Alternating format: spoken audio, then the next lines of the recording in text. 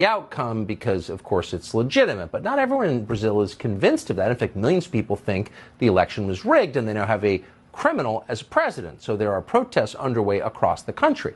There are reports tonight from investigative journalist Matt Turman that the Brazilian military stands with the incumbent president, Jair Bolsonaro. Matt Turman joins us tonight. Matt, thanks so much for coming on. I know it's a complicated situation, but you follow this as closely as any English speaker. How would you summarize it? Well, you're right. It is a complicated situation. We are in day 29 of mass protests in Brazil, a democratic country with free elections. And we're talking not tens of thousands or hundreds of thousands, but millions. And what looks to be, when all said and done, will be tens of millions. This is the largest democratic protest in possibly human history. And the global media is crickets on this. It is totally being memory holed in real time. But the people are very clear. They do not want to be led by a convicted criminal. And recall, Lula da Silva was convicted in 3 separate courts of 12 charges by 19 judges unanimously, not Bolsonaro appointees. This was years before Bolsonaro.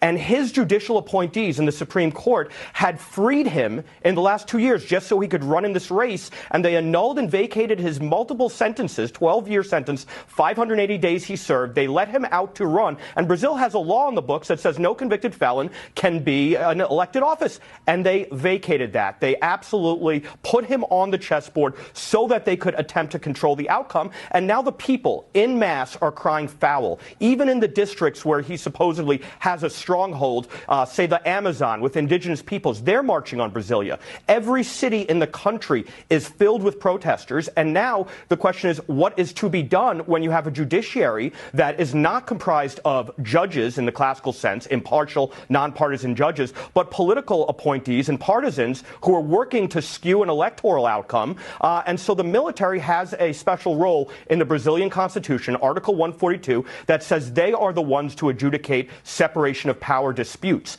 And it looks like this will be coming to a head. Amazing. And of course, da Silva would be a willing servant of China.